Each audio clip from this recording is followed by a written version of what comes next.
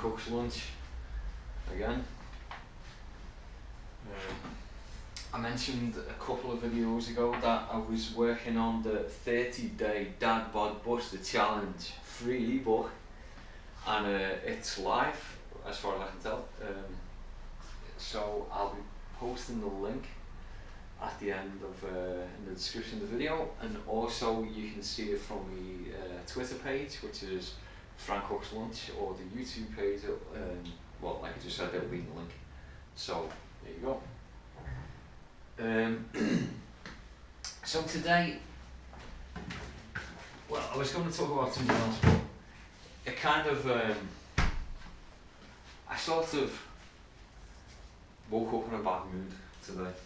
So, well, I didn't exactly wake up in a bad mood, but small little things happened that like put me in a bad mood. And it just made me think like how easy it is for our lives to just fall apart, when you're just kind of in a bad mood. And as you can tell, I'm not in a bad mood anymore. Anyway, so like things that happened. So, well, I got up and took the dog out, and that was nice. That's what I always like doing that. But then, like I said, I was setting up this ebook thing, and I'd signed up for an email, thing that like sends out your links and all things like that, to automate email things. So I signed up for that. And then I realised that when I signed up, I got an email saying, confirm your email address. And then I realised that when I was doing it yesterday, I use like a password safe. And somehow when I set it up with one of these impossible passwords to remember, which is just all digits and numbers and symbols, that for some reason it didn't get saved. So it said it was a banking new account with a great, everything all great, and I'd lost the password at the first hurdle. So that annoyed me. And then I was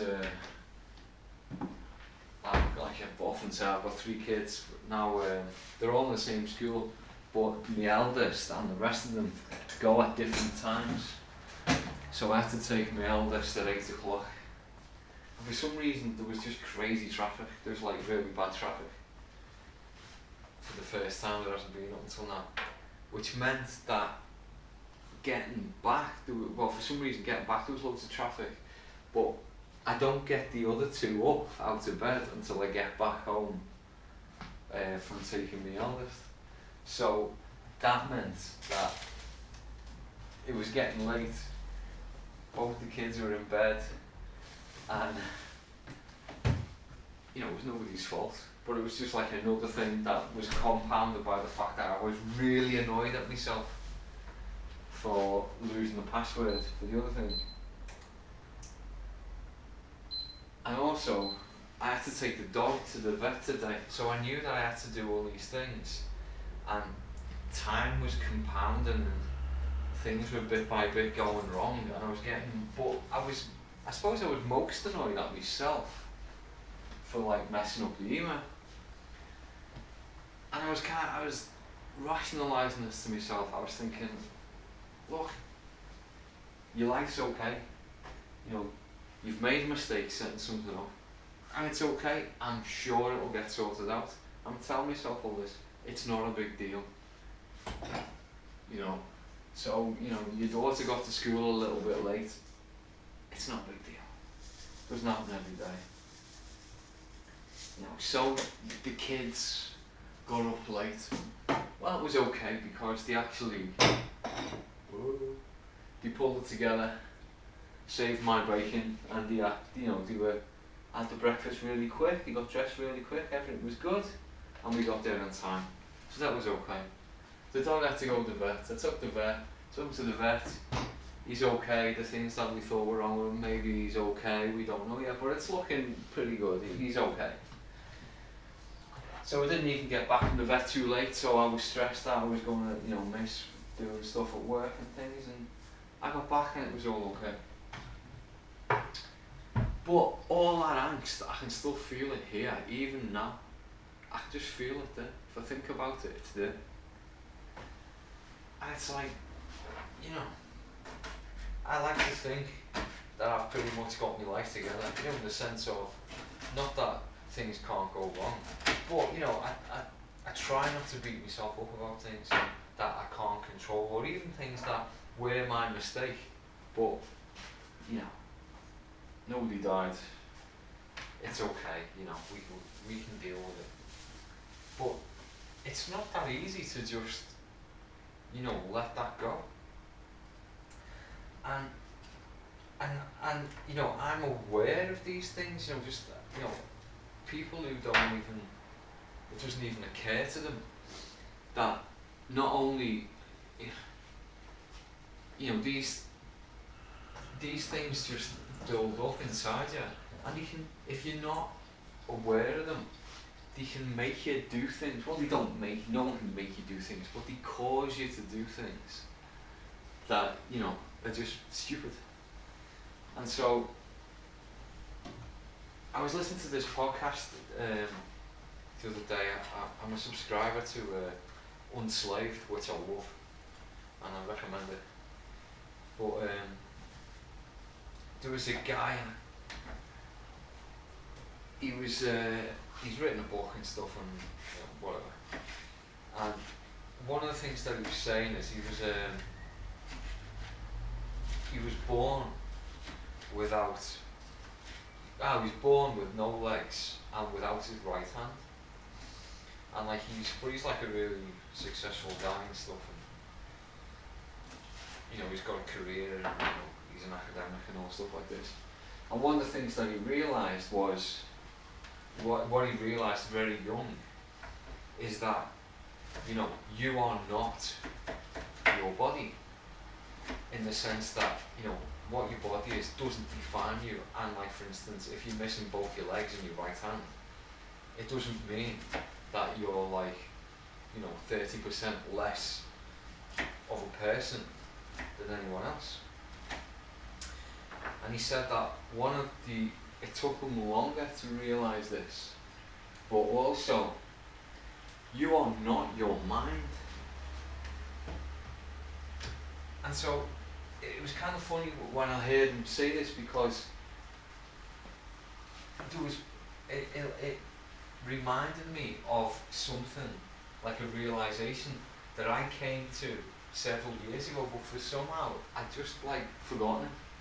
It's just one of these weird things where you can, you discover something that has profound effect on you, and somehow you can just forget it. And it was when I started doing meditation that I realised, oh my God, I'm not my mind. Because, if you think about, when we say, we're our mind and things, you're thinking about your ideas and your concepts, and that you handle, that you have with you all the time. But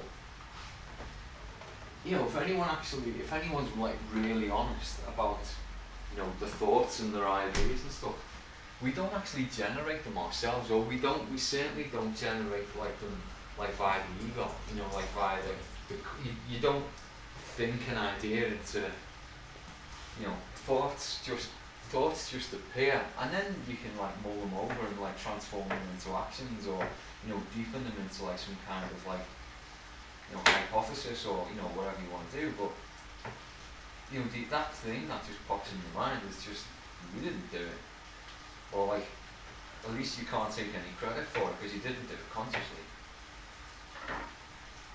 And so that's I don't know, I listened to this podcast at the weekend sometime, maybe Saturday or something, and now it's Tuesday, and it's been going through my mind.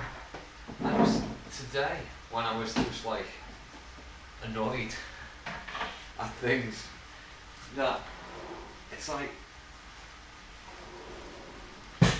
given that I know I'm not my mind,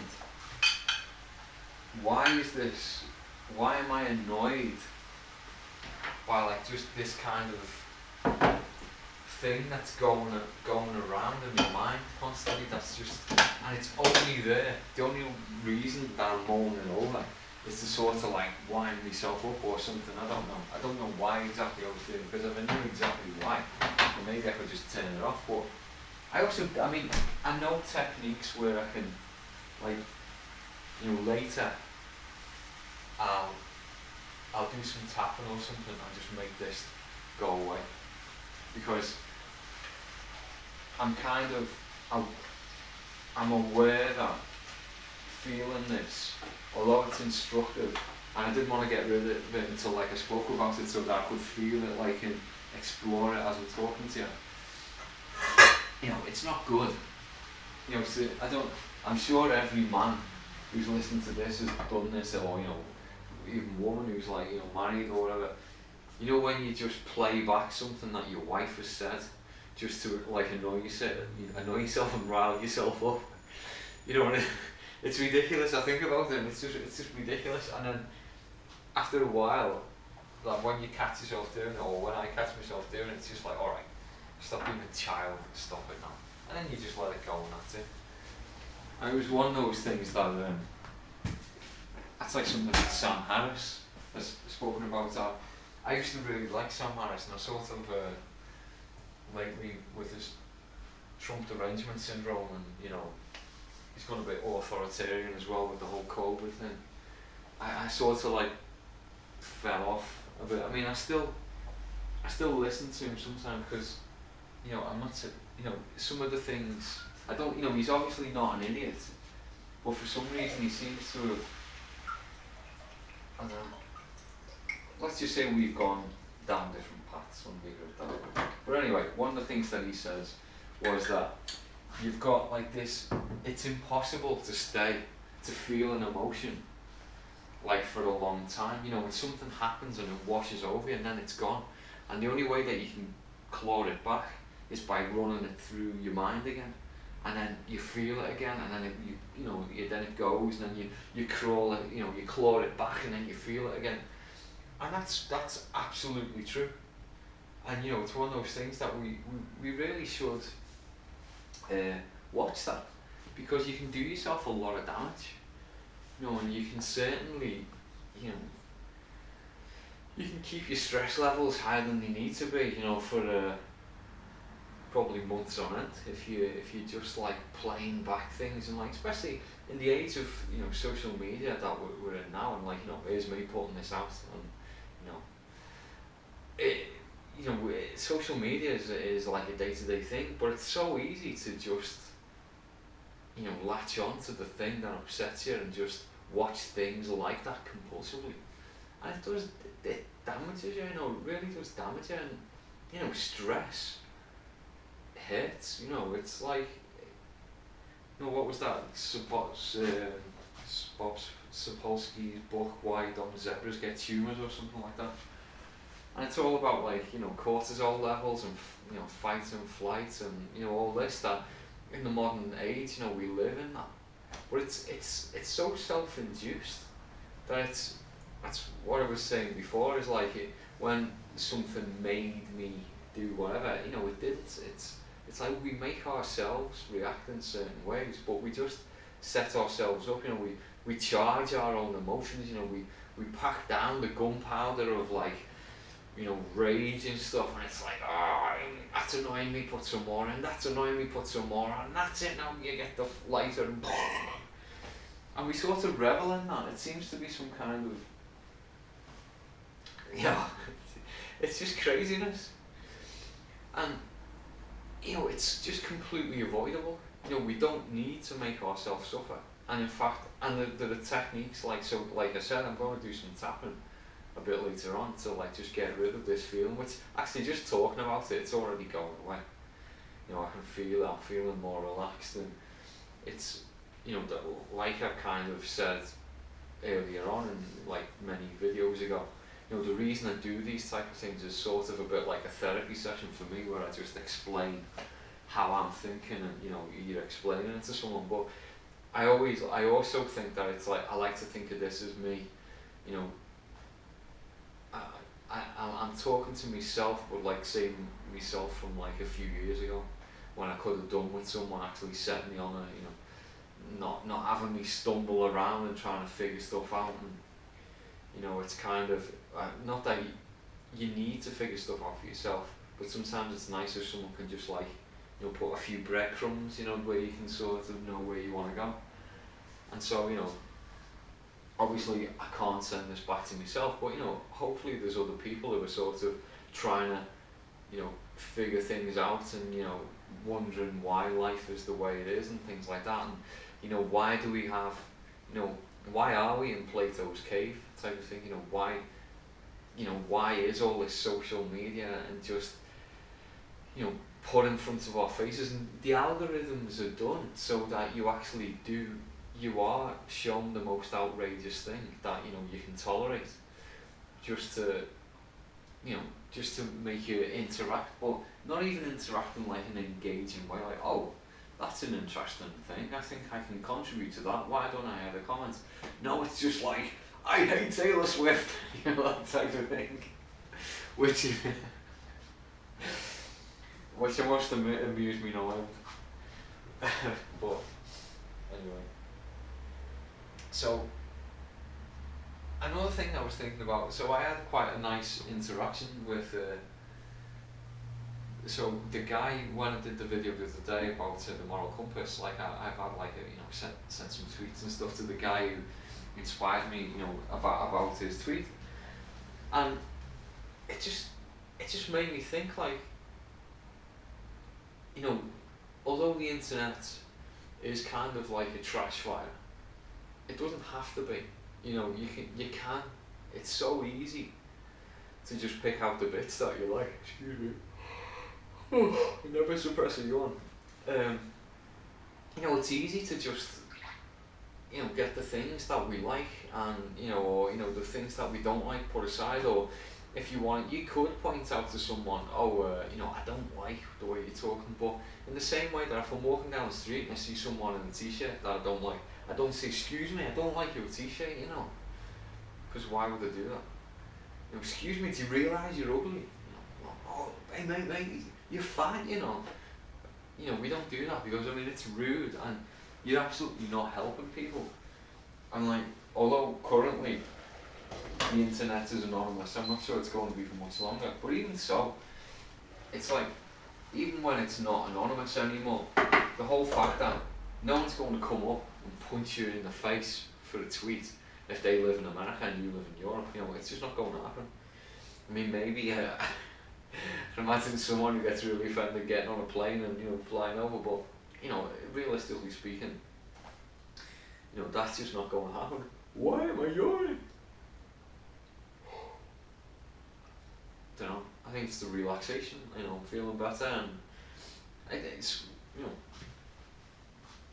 this is the example of me, even though I was saying that I could feel it, and I was uptight, I really was, and I really have kind of let it go just by talking about it, and that's probably what the yawning is and stuff like that. It's kind of strange.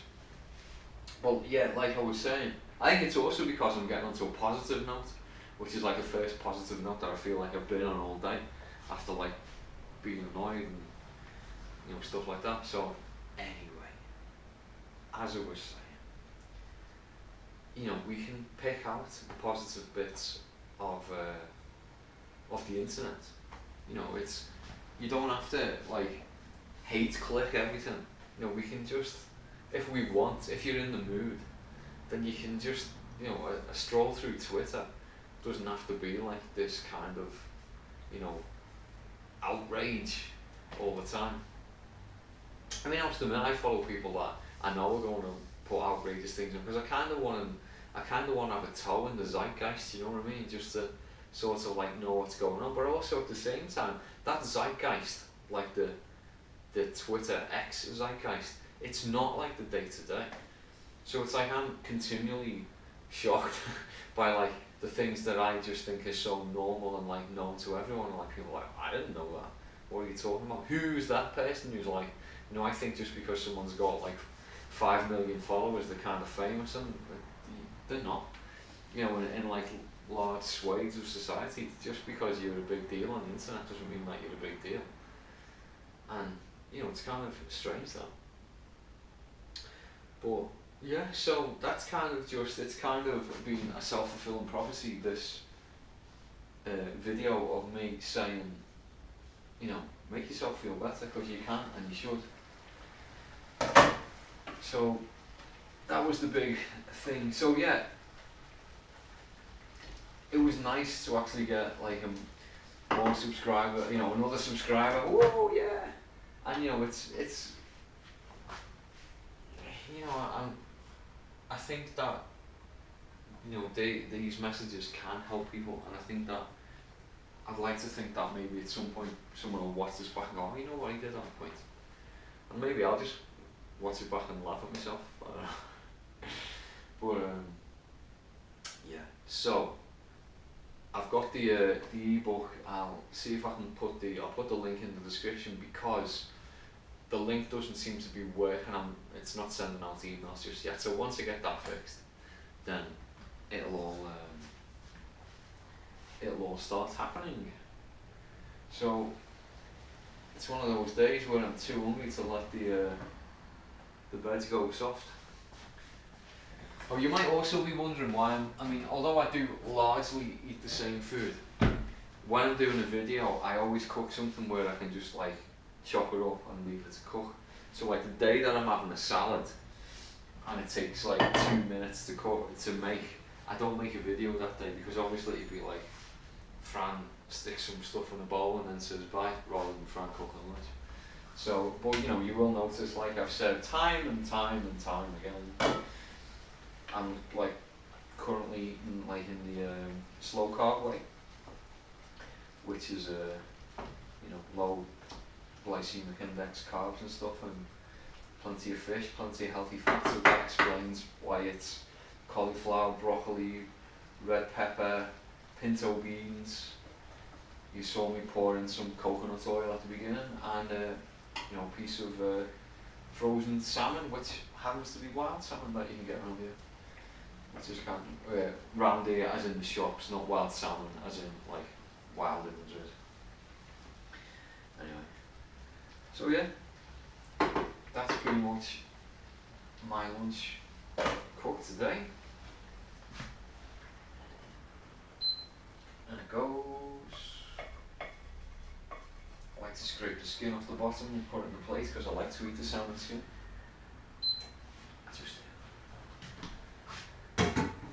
So yeah, so that's been me cooking lunch. If you watched this long, and please subscribe to the channel, leave a comment, and it's all good. So see you next time. Bye for now.